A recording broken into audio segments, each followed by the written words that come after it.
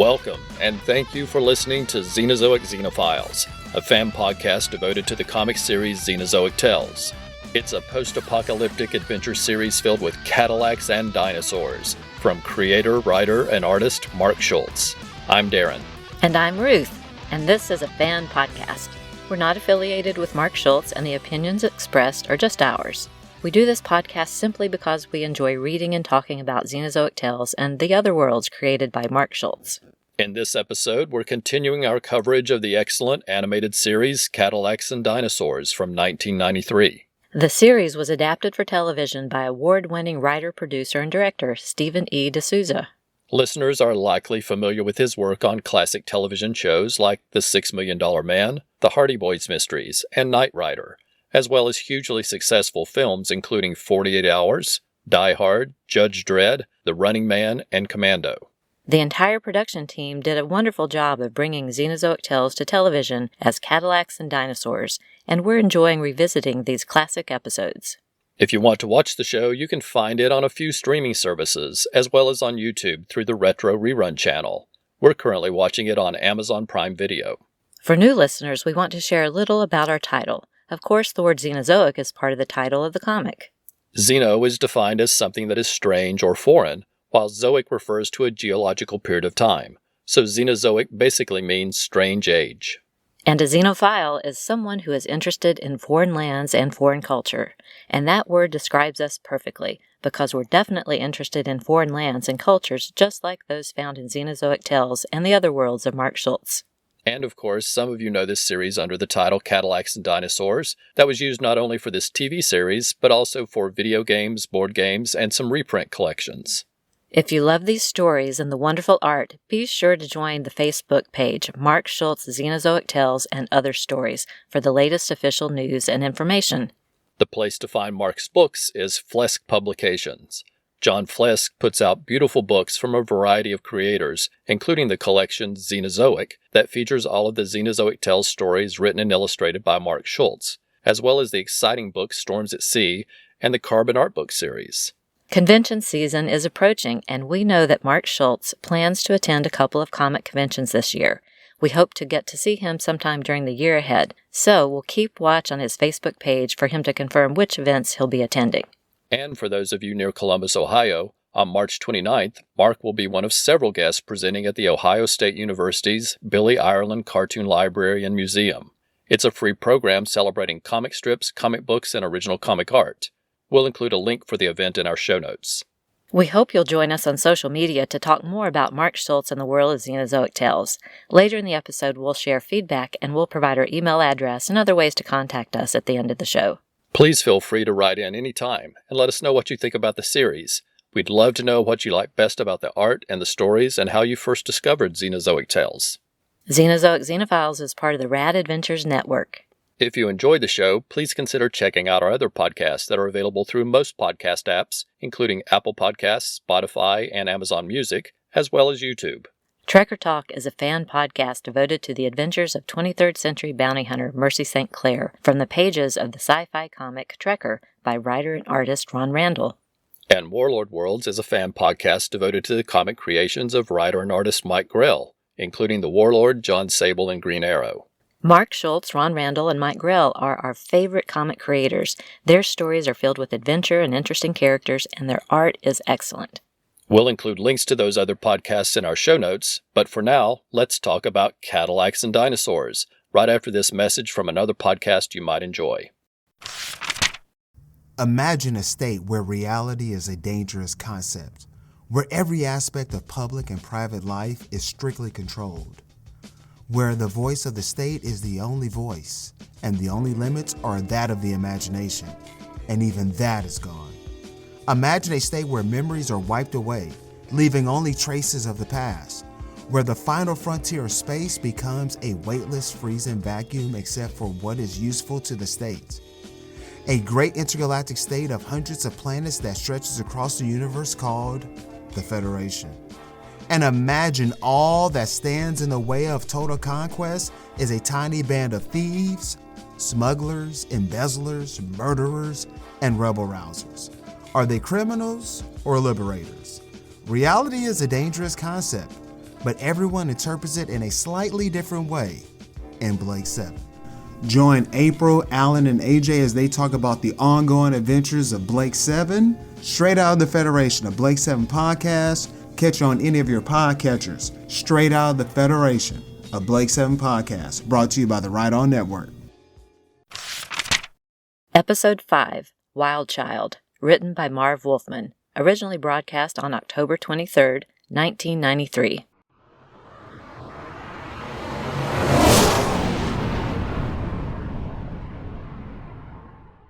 The story opens with Jack and Hannah on their way to the Calhoun mines after receiving a telegram from Mustafa Cairo saying there was trouble at the mines.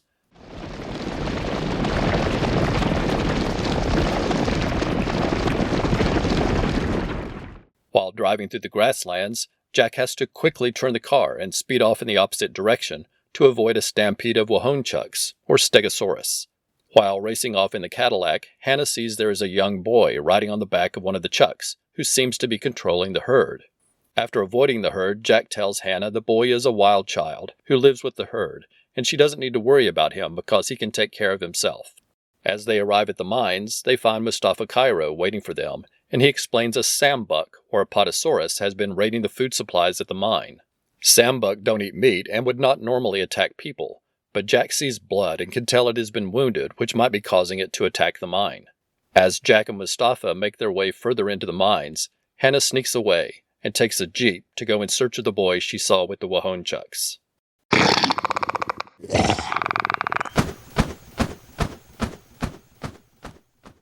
Tracking through the jungle, Hannah finds the boy injured and on a ledge being menaced by a Zeke, or pteranodon. Hannah saves the boy from the pteranodon, but she doesn't notice that a Grith is watching from a nearby ledge. Hannah takes the boy aboard a small boat to treat his injury. She is guiding the boat back toward the city in the sea when they are attacked by a thresher, or mosasaurus. The boy stands facing the giant creature and seems to speak to it, and it dives back under the sea. Watching through binoculars from the shore is Hammer Terhune, who sees what the boy has done and knows that if he captures the boy, he could use him to control the dinosaurs, making his poaching easier and much more profitable.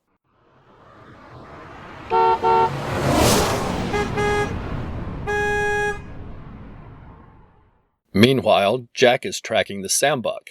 He has filled his Cadillac with food and lures it so that it gets wedged between two trees, where he hopes to treat the injury.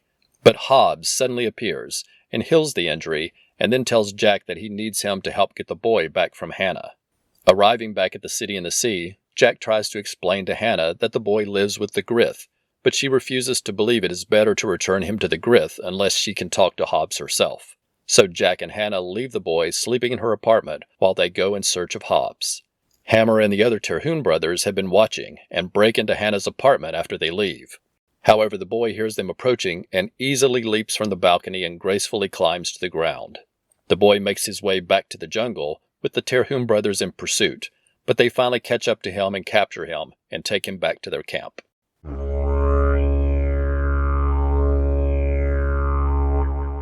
Jack and Hannah are talking to Hobbs, who gives Hannah a vision of how the Grith found and rescued a baby boy abandoned in the jungle. The Grith healed the boy and searched for his family, but could not find them, so they raised him as a Grith. Hobbs explains that after these many years, the boy is more Grith than human. Jack chimes in to explain to Hannah that the boy is an important link between humans and Grith. Back at Hannah's apartment, they find the boy is gone, and Jack tracks him back to the Terhune brothers' camp. The boy has been put in a pit with a slither, and Hammer Terhune is pleased to see the boy is able to call out to it and calm it so that it doesn't attack him. Later, while the gang is sleeping, Jack and Hannah sneak in to rescue the boy, but he won't leave without the slither. The noise from the slither wakes the gang, and the Terhune brothers chase after Jack, Hannah, and the boy, who are making their escape in the Cadillac. Jack's agile driving helps them elude the Terhune brothers, and in the jungle they are able to return the boy to Hobbs and the Grith. I like that during the opening sequence, Hannah is writing her latest report to Wassoon, which gives her a chance to update the viewers on who she is and what she is doing at the City in the Sea. It's a nice subtle way to catch up new viewers who might be watching for the first time. Hannah's opening narration also includes a comment about how much she misses her home territory, and that the City in the Sea makes her feel like a stranger that nobody wants to know. And I like that the progression of the story gives Hannah a different perspective. By the end of the episode, as she is wrapping up her report to Wassoon, she comments that she now realizes the city and the sea isn't that much different. She feels that home is where the people you care about are, and people are learning to help each other, so that someday none of us have to be strangers. That's a very nice sentiment. Viewers who watch the credits closely will notice that this episode is written by prolific comic book writer Marv Wolfman. We're fans of his and particularly enjoy his long run on the excellent series Tomb of Dracula. I really like the visuals inside the mine. It does a good job of making you feel claustrophobic, and the illustrations clearly show how much damage the sandbuck has done. We also see that Jack seems more concerned with helping the sandbuck than the people at the mine. That is very much in character for Jack. I really like the sequence when Hannah tracks down the boy, and I like how she uses a vine as a whip to frighten away the Zeke. I like the rocky landscape and the beautiful colors used for the sky, and later we get more great visual scenes, including the journey on the ocean. I enjoyed seeing the docks with all the different types of ships as well. And then we get the interesting architecture at Hannah's apartment in that part of the city. This episode really has lots of nice visuals. Of course, it's always great to see the Grith, and it's nice to know they were keeping an eye on the wild child even while he was seemingly alone in the jungle. I also like that Hannah truly wants to do what she thinks is best for the boy. She doesn't have the connection to the Grith that Jack has to instantly trust their decision.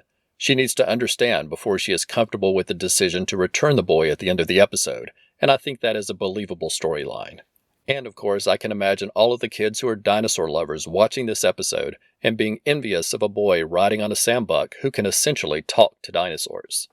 And finally, I want to take this opportunity to talk about the soundtrack for the series. It's a consistently great soundtrack that is good at setting the appropriate mood and conveying emotions for specific scenes. In this episode, I particularly like the music used at the beginning of the episode, and I really like the mysterious music when we learn about the injured sandbuck that has been attacking the mine. This is a very enjoyable episode overall, with good pacing. It's exciting with different dangers and close calls. We like it a lot.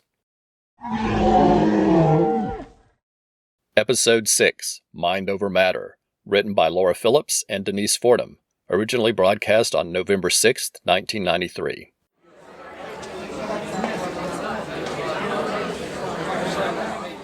The story opens in the city and the sea, and Hannah's excited to be going to the mole market, which runs at night. The moles are people who are experts at digging.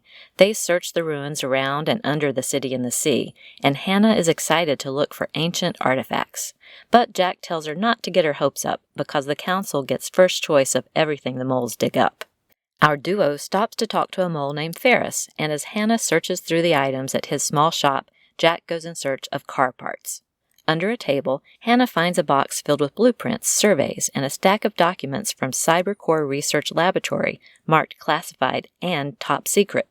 Ferris grabs at the documents, telling Hannah they are not for sale, but knowing they are important, Hannah dodges Ferris and gets away with the documents. The next day, Jack is at the rendezvous site where he and Hannah are supposed to meet, but she hasn't arrived when a Mack or a Triceratops charges after him. Jack drives his Cadillac to the river, knowing that the Mack won't follow him into the water, but he finds the riverbed is dry. Jack travels upriver and finds it has been dammed up, and a large excavation project is in process in the dry riverbed. Meanwhile, Ferris is working underground when Hannah approaches. He is surprised she has found the underground tunnels where the moles work. She explains she followed him from the market. She wants to talk about the documents, and Ferris explains she had better return them because they belong to Governor Scharnhorst. Hannah says she knows why Scharnhorst would want to keep the documents secret, because they explain that something went wrong at a laboratory and it had to be sealed up in ancient times. Hannah is afraid finding the documents means someone has found the lab. Ferris tells her if she is concerned about it, she should talk to the governor. Instead, Hannah stays hidden in the shadows and follows Ferris through the tunnels until he exits into the daylight at the large excavation site in the dry riverbed. There, Ferris meets with Governor Scharnhorst and Dr. Fessenden. Hannah learns that, just as she feared, the excavation project is to find the long-buried laboratory. As she continues to watch from the shadows, Hannah doesn't realize someone is sneaking up behind her and she is captured by a guard. As the digging continues, Scharnhorst and Fessenden are finally able to enter the lab, where they find what they've been looking for, which is a Cybercore prototype tunneling robot. Scharnhorst is pleased because she will have mechanical moles who she can use to tunnel, who don't complain about safety or long hours. Meanwhile, outside, Jack has disguised himself as a guard so that he can sneak onto the grounds.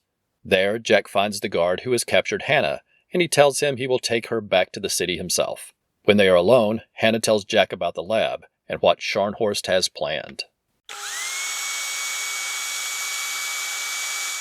Back in the lab, Fessenden has found the control unit for the robots. He activates the single prototype that was stored in the lab, and its drills and saws begin to spin. However, once it is activated, it doesn't work as instructed, and instead turns toward the laboratory wall and digs a tunnel into the distance. Meanwhile, Jack and Hannah have found a large room filled with hundreds of the tunneling robots. As they discuss the governor's plans, Ferris overhears them and is enraged to learn that the governor may be planning to replace the moles with robots, and he races off into the tunnels.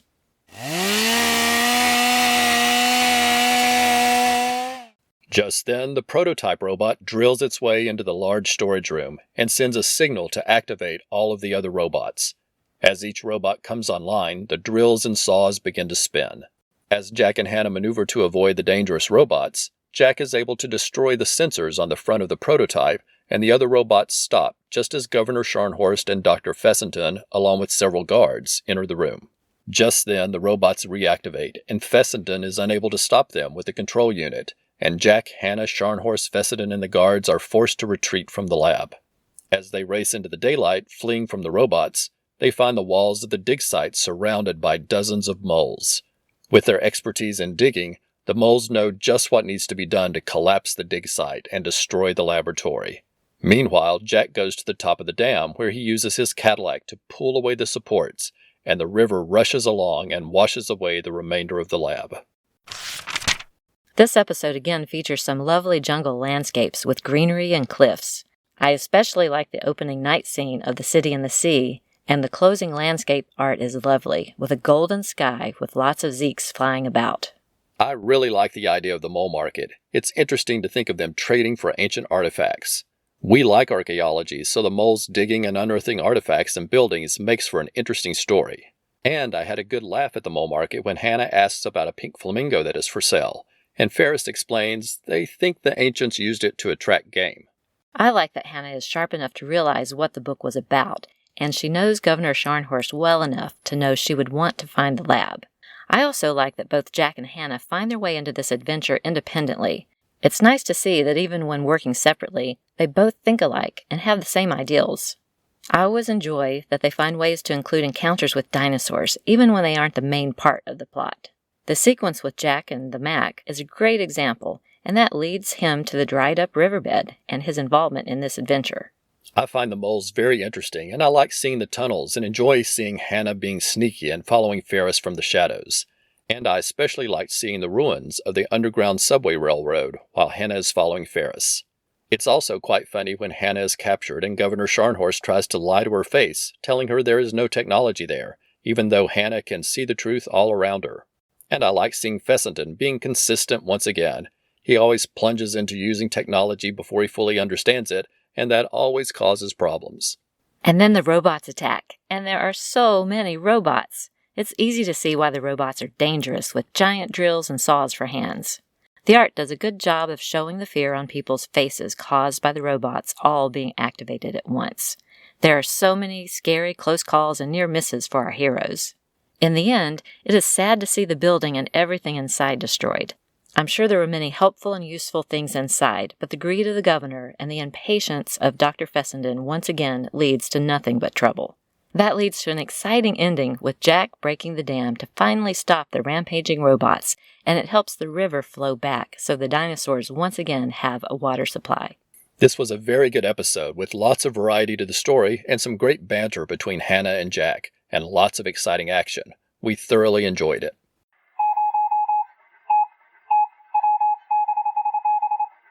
Next up is listener feedback, when we share the emails and messages we've received since last time.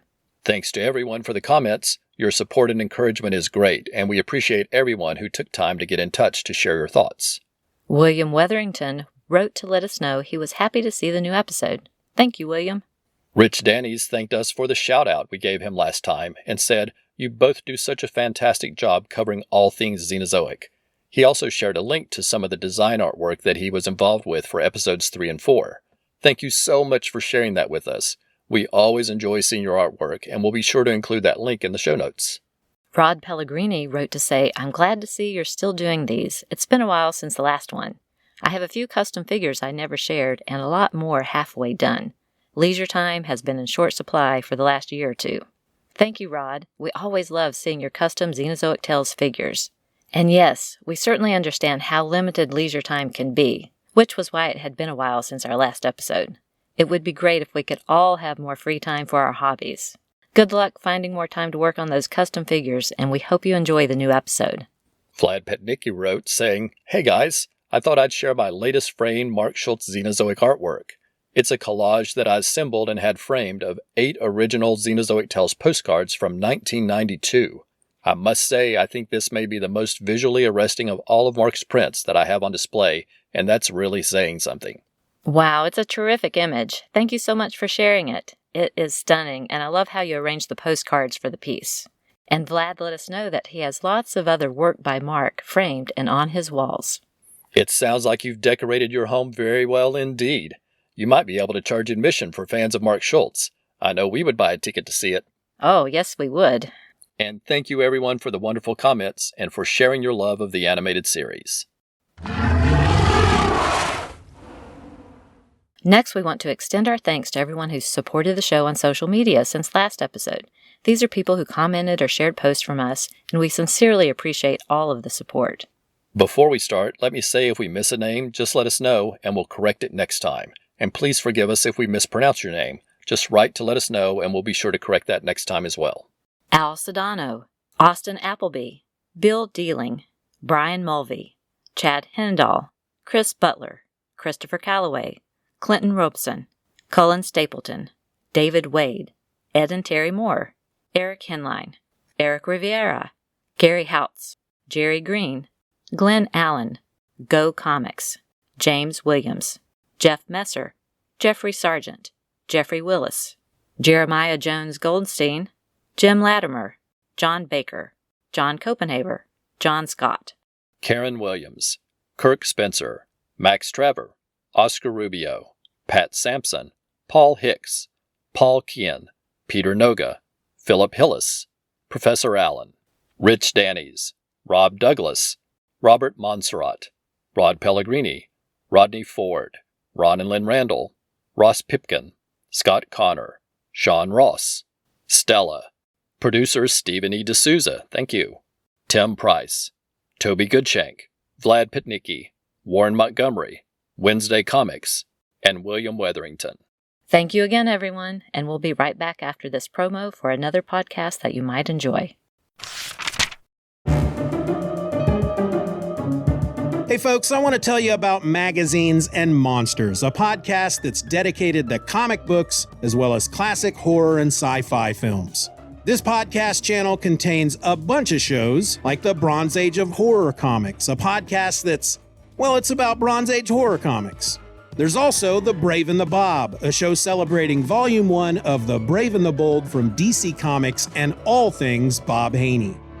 But hey, let's not forget the main show itself, Magazines and Monsters, which rotates between old-school horror and sci-fi films with a heavy emphasis on the British studios Hammer and Amicus.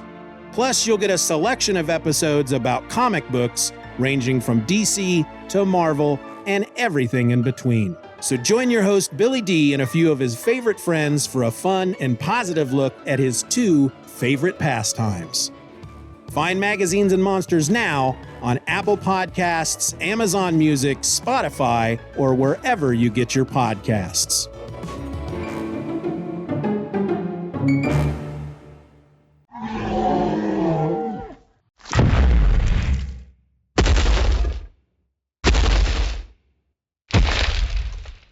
Before we go, we want to provide our contact information. If you want to contact us directly or have something you would like to have read on the show, then please send an email to xenozoicxenophiles@gmail.com. You can find us on Facebook, Instagram, Threads, and Blue Sky as Xenozoic Xenophiles, and you can visit our website at xenozoicxenophiles.com for links to all of our social media pages. You can listen to the show through Apple Podcasts, Spotify, Amazon Music, and most other podcast apps, and all of our episodes are always available at xenozoicxenophiles.com. You can also find the show on YouTube as part of the Rad Adventures Network. That's RAD, R-A-D, which is short for Ruth and Darren. And on the Rad Adventures YouTube channel, you'll find all of the episodes of all of our podcasts, including Xenozoic Xenophiles, as well as Trekker Talk about 23rd century bounty hunter Mercy St. Clair by Ron Randall, and Warlord Worlds about the comic creations of Mike Grell, including the Warlord, John Sable, and Green Arrow. If you like the show, please consider leaving a review. Every review helps the podcast be more likely to show up in search results. And on YouTube, we hope you'll subscribe to the channel and give us some likes on the videos. Thanks for listening, and we hope you'll come back next time for another new episode of Xenozoic Xenophiles.